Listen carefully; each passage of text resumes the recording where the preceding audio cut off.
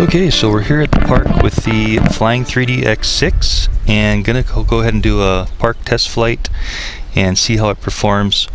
In the previous portion of the video, we basically did a hookup to the control config software, the Big Fly Shark tools, and went ahead and kind of configured some of the parameters and just did some calibration and made sure everything was good. So first of all, what I've learned with GPS quads is it's good to have kind of a bench battery here, just to give it about 5 minutes to acquire like a GPS signal to lock onto GPS, and then switch to the flight battery. It's just good practice because it takes a while for the GPS to lock on. So what we're going to do is basically put this thing through all of its paces. I'm going to fly around for maybe 4 to 5 minutes, testing out all the modes, and then what I'm going to do is go ahead and let it kind of the battery run out, and then basically see what it does when the battery completely dies. It's supposed to kind of go into a return to home mode and then land on its own.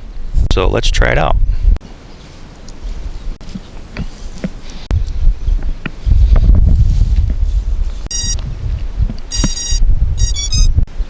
So I do have this little card here underneath it, just to indicate the area of launch, where it launched from, just to, when we do test the return to home, just to see how it does in return to home.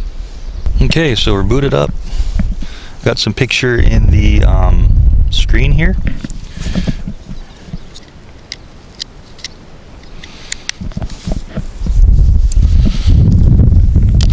So let's fly it, see how it does. You probably can't really see the screen because it's so dark, but basically I'm not sure about the memory card. There's a memory card slot in the actual camera on the drone, and when I put a memory card in, it shows the time it'll record for, but I don't know how to start the recording. So this is just going to be flying, and then maybe later we'll figure out how to do the actual recording.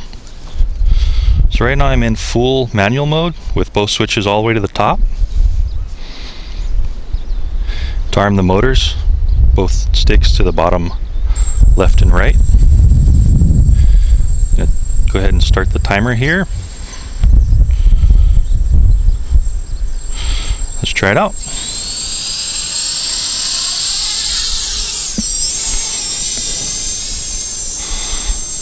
Okay, so I'm just going to hover here. So this should be kind of like just the manual mode with no special features. I'm going to go ahead and switch into GPS mode, which is this left switch to the bottom. So now it should be in GPS lock, holding its position. It looks like it's holding it pretty good.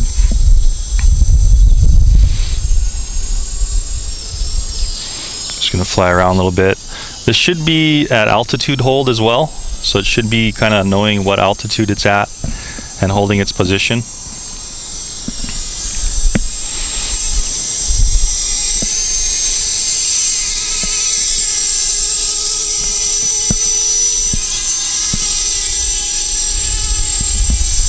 So far so good. FPV looks nice and clear. I'm going to go ahead and put it into headless mode, which is this right stick to the middle.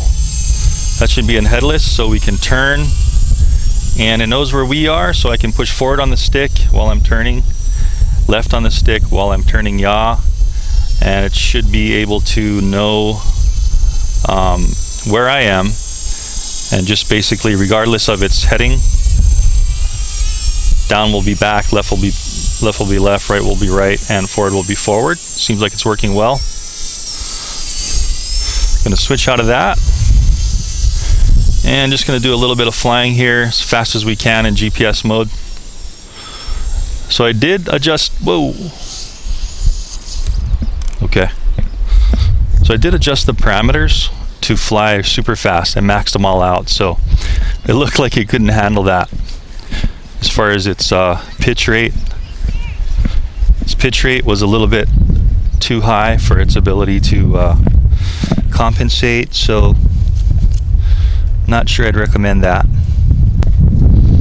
Okay, so let's try that again. Let's see if it'll launch in GPS mode. So left switch down, arming motors. pushing up. Yep. Okay, good. So it launches in its GPS mode.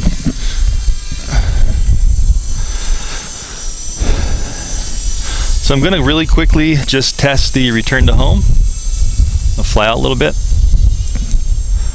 About here.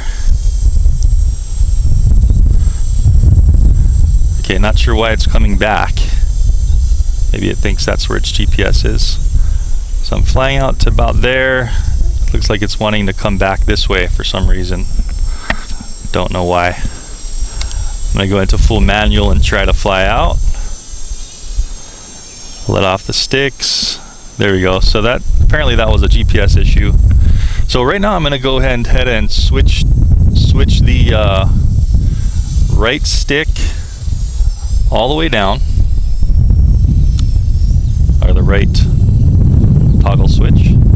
What it should do is it should climb to about 30 meters and then come on back to its home position.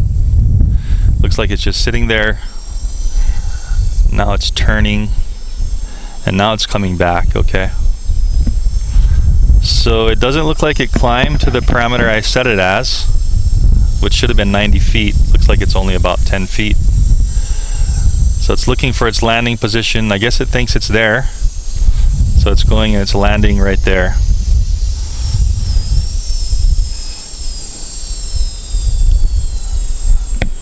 Okay. Waiting for the motors to possibly shut off.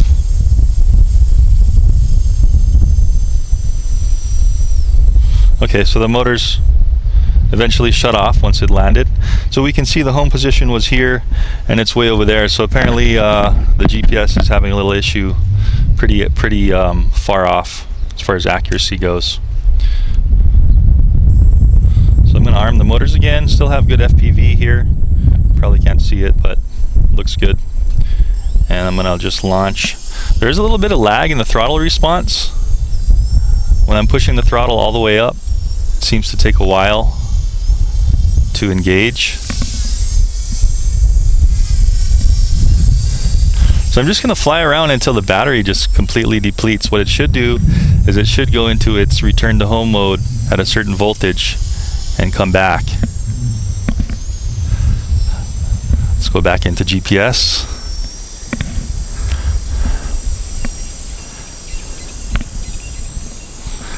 So we're at about 5 minutes and 40 seconds since I launched. Looks like the GPS does hold it in position pretty well. Once it kind of settles in, keep in mind there is no wind. There's maybe about 5 miles per hour variable winds right now, so it's pretty docile winds right now. So it does look like it's keeping its GPS position very well. I'm going to go ahead and fly around a little bit, letting off the sticks. Yeah, for some reason it looked like it wanted to come back and then lock its position. Okay, so basically just waiting for the battery to die and seeing where we're at. We're about 7 minutes and 40 seconds now. Just hovering it in GPS mode.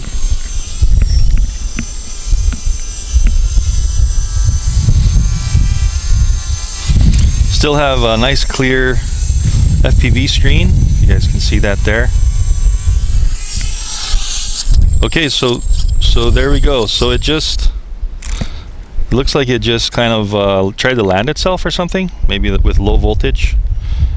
And at about 8 minutes, it just kind of dropped out of the sky. And not sure what happened there. Looks like maybe it gets kind of weird on a low voltage. So not very impressed with its ability to do automatic low voltage landing, which it says it should do in the manual.